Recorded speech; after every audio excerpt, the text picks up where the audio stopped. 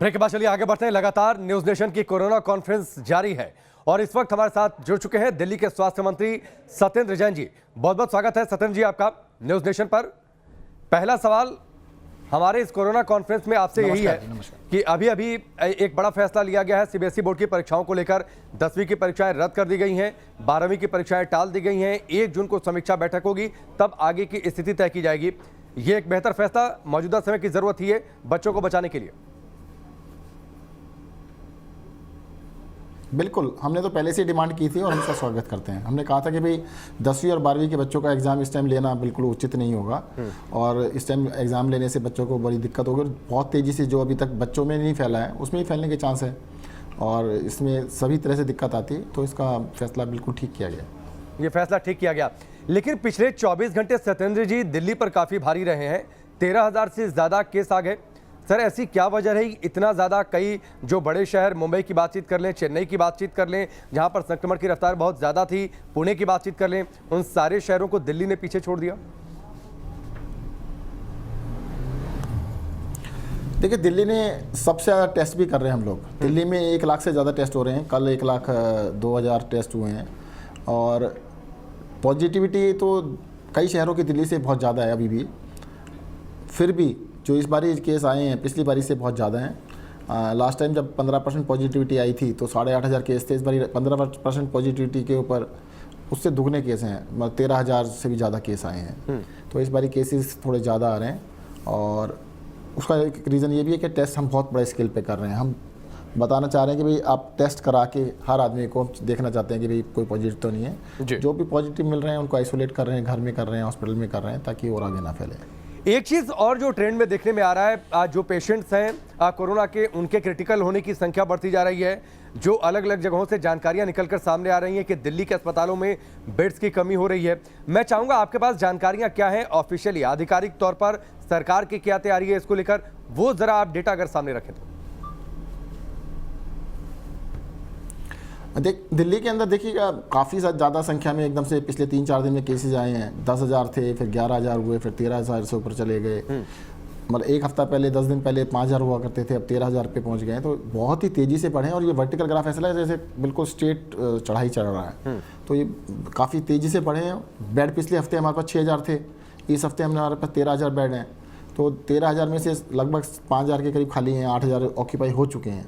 तो काफ़ी तेज़ी से बेड भी भरे हैं पिछले एक हफ्ते के अंदर और हम बड़ी तेज़ी से बढ़ा भी रहे हैं। प्राइवेट के अंदर भी हमने और हॉस्पिटल बेड बढ़ा रहे हैं, सरकारी में भी बढ़ा रहे हैं।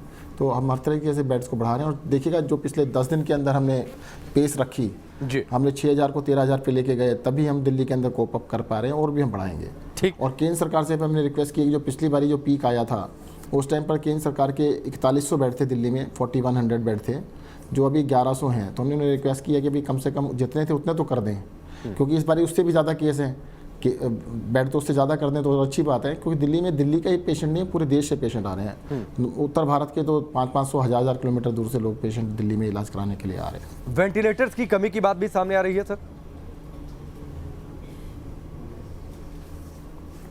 वेंटिलेटर्स की अभी तक कमी नहीं है, पर मैं ये बता दूं, वेंटिलेटर बेड जो होता है ना, किसी हॉस्पिटल में मान लो 30 वेंटिलेटर हैं और पेशेंट आईसीयू में एडमिट हुआ, उसको वेंटिलेटर बेड पे लेटा दिया, पर वेंटिलेटर पे एक्चुअली में बहुत कम पेशेंट होते हैं। मैं एग्जांपल देना चाहता हूँ। बुराड़ी हॉस्पिटल में हमारे परसों मैंने रिपोर्ट चेक की तो वेंटिलेटर बेड थे 30 और 30 के 30 ऑक्यूपाइड थे। मैंने चेक किया भी उसमें कितने लोग वेंटिलेटर पर हैं, कहते ऑक्सीजन पे सारे थे पर वेंटिलेटर पे नहीं थे वो। तो वेंटिलेटर बेड्स की दिक्कत नहीं है। अभी हमने बोला है कि जो कुछ ना कुछ वेंटिलेटर बेड्स को बचा के रखिएगा। वेंटिलेटर लास्ट रिसोर्ट्स है। सबसे पहले ऑक्सीजन दी जाती है, फिर हाई फ्लो ऑक्सीजन दी जाती है, फिर बाईपैप या HFNO होता है, उसके बाद वेंटिलेटर का नंबर आता है। तो वेंटिलेटर्स की कमी नहीं है, दिल्ली में एनफ वेंटिलेटर्स हैं। और इसके लिए थोड़ा सा हमें बस हॉस्पिटल्स को सेंसिटाइज करना है कि कुछ वेंटिलेटर्स को बिल्कुल खाली रखें। होता है कि पेशेंट आता है तो वेंटिलेटर बेड पे उसको रख लेते हैं, तो जिससे लगता है कि वेंटिलेटर नहीं है। वेंटिलेटर सफिशिएंट है दिल्ली में। ठीक है, एक और सवाल, ये थोड़ा सा सवाल गंभीर भी है क्योंकि इसको लेकर कई शिकायतें सामने आई हैं सत्येंद्र जी। ऑक्सीजन को लेकर, ऑक्सीजन कमी की बात बड़े पैमाने पर सामने आ गई है। 2 बातें इसमें हैं। ये भी जानकारी निकलकर सामने आ रही है कि ऑक्सीजन की जमाखोरी हो रही है, कुछ लोग ऑक्सीजन के सिलेंडर्स बचाकर या फिर जमा कर रहे हैं। तो इन दोनों मोर्चों पर सरकार क्या कर रही है कि ऑक्सीजन कमी हो रही है तो उसे कैसे पूरा किया जाए, जमाखोरी हो रही है तो उससे कैसे निपटा जाए? नहीं, देखिए ऑक्सीजन की जमाखोरी हो नहीं सकती है। कि हर हॉस्पिटल का अपना कैपेसिटी होती है, किसी में 3 दिन की है, किसी में 7 दिन की कैपेसिटी है।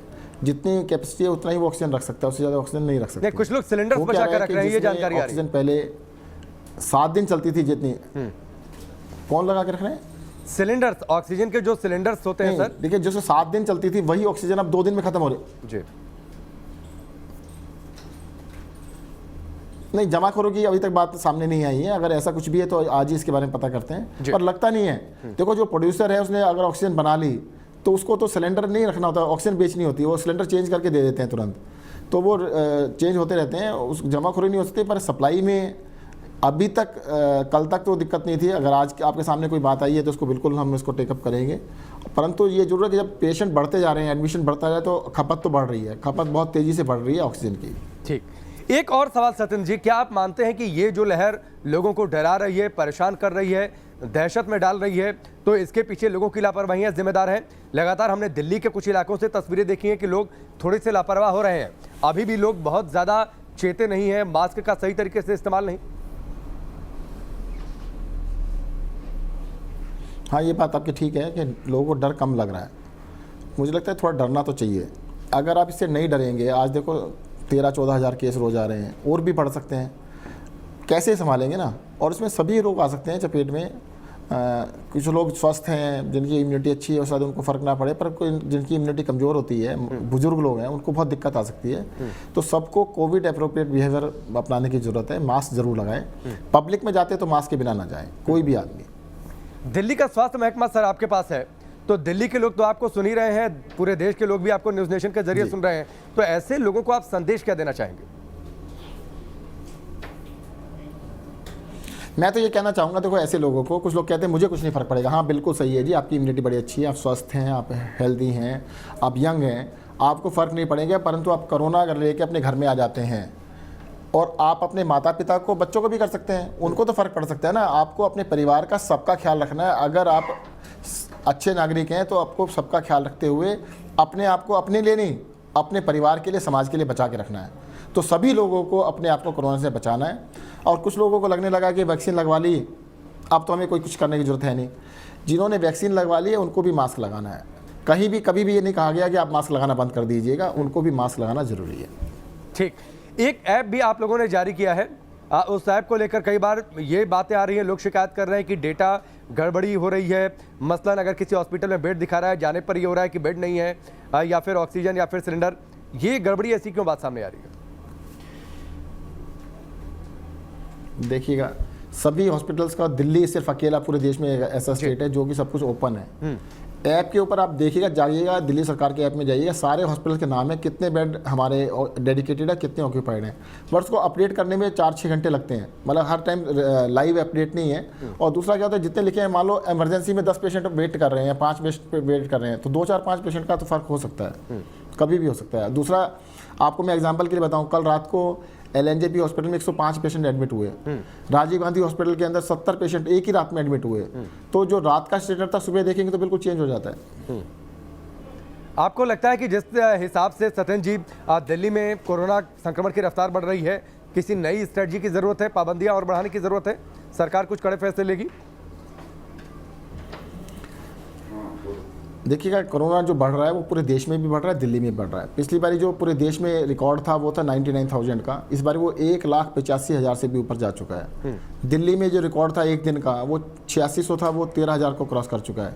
तो ये तो बिल्कुल नए कीर्तिमान डेली स्थापित हो रहे हैं।